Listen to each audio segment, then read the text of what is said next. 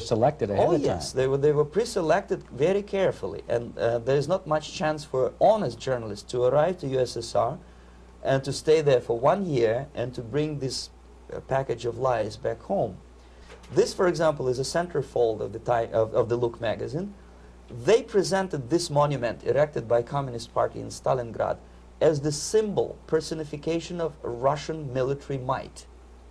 And they said in the article, which is published on the site, that Soviets are very proud of the victory in the Second World War. This is another big myth, a lie. No sensible people would be proud to lose 20 millions of their countrymen in a war which was started by Genoese Hitler and Comrade Stalin and paid by American multinationals.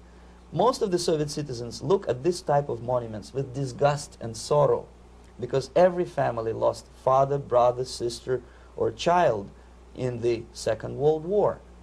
Yet American journalists who were trying to appease, to please their hosts, presented this picture on the centerfold as the symbol and personification of Soviet national, they call it Russian national spirit.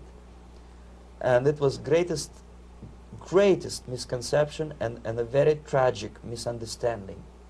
Of course, Look magazine was not distributed in USSR. The main audience was in the United States. But I presume that many Americans, millions of Americans who were reading Look magazine at that time, had absolutely wrong idea about the sentiments of my nation, about what the Soviets are proud of and what they hate. This is a group, you see the same lady with the sword in Stalingrad. This is the group of journalists. Myself is in the center with the same devilish smile. And Mr. Philip Harrington is on the extreme left there with his camera. This is the gentleman which was so deaf or so uninterested in what I had to say to him. This is the same picture, a blow-up of the same picture. Many guests from various countries, in this particular case from Asia and Africa, were taken by me as a Novosti press agency employee for a tour across Siberia, for example. We would show them typical kindergarten, you see, nothing special by American standards, just nice children sitting, eating their breakfast or lunch. What they could not understand, or they pretended not to understand, that this is an exemplary kindergarten. This is not the kindergarten for average person or average family in USSR. And we maintain that illusion in their minds. You can see myself under the red spot in the middle there with the same business-like expression. I'm doing my job. That's what I'm assigned to do, and that's what I was paid to do. But deep inside, I still hope that at least some of these useful idiots would understand that what they are looking at has nothing to do with the level of affluence in my nation. This is a better picture which reflects the true spirit of the Soviet childhood. This picture was printed in a Canadian government publication by mistake. In the middle, you can see children playing on a small courtyard, and the caption goes, "This is a typical kindergarten in Siberia." What these idiots didn't understand, that it is not kindergarten at all. It is a prison for children of political prisoners. But there was not a single mentioning that what they were visiting actually was an area of concentration camps. And the job of people like myself to help them to not to notice that they are actually talking to prisoners. Most of the children were dressed, especially on the occasion of the foreigners' visit. Of course, there were no corpses on the ground. There were no machine gun guards. And well, it looks not very pleasant, as you see. It looks dull, but obviously it does not create an impression that this is actually a prison.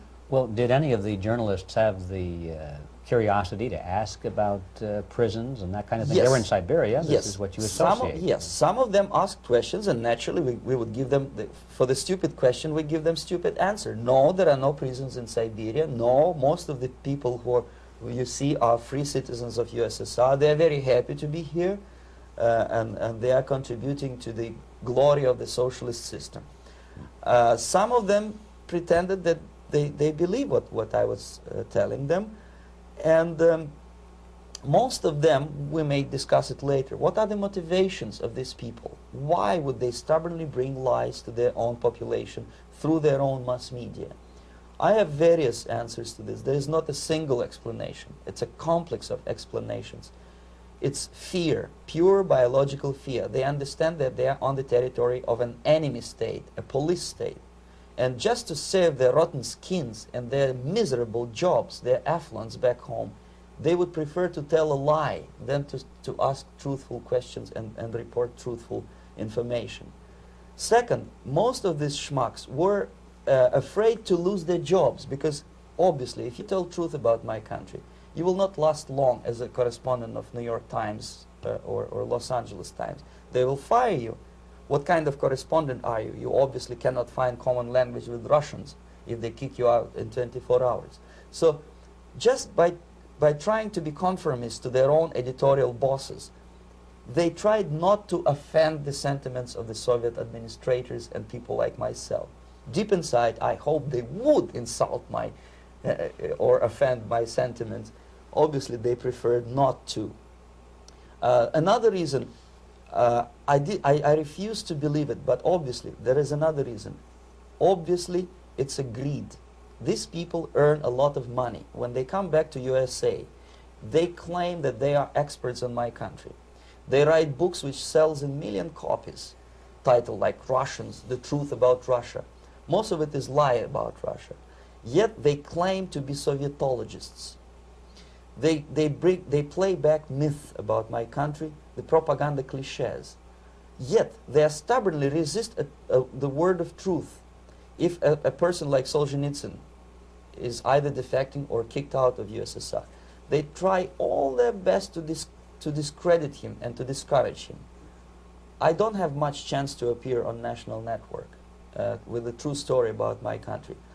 But a useful idiot like Hendrik Smith or Robert Kaiser, they are big heroes. They come back from USSR. They say, oh, we were talking to dissidents in Russia. Big deal. Soviet dissidents are chasing American correspondents in the streets. And they are cowardly escaping from these contacts. For some strange reason, if you want to know more about Spain, you refer to Spanish writers.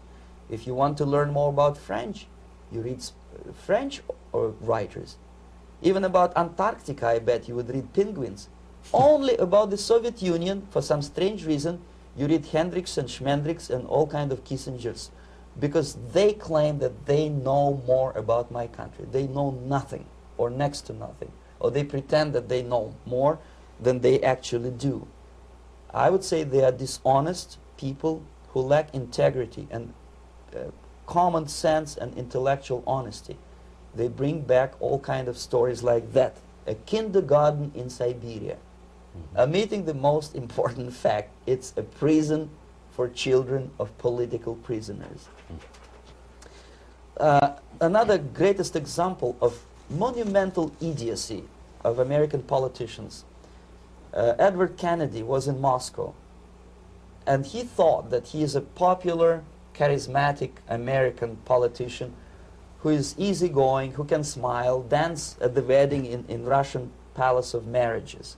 What he did not understand, or maybe he pretended not to understand, that actually he was being taken for a ride. This is a staged wedding, especially to impress foreign media, or useful idiots like Ed Kennedy. Most of the guests there, they had security clearance, and they were instructed what to say to foreigners. This is exactly what I was doing. You can see me in the same damn wedding palace in Moscow where Ed Kennedy was dancing here. You see, smiling. He thinks he's very smart. From the viewpoint of Russian citizens who observe this idiocy, he's narrow-minded, egocentrical idiot who tries to earn his own popularity through participation in propaganda farces like this. Here you can see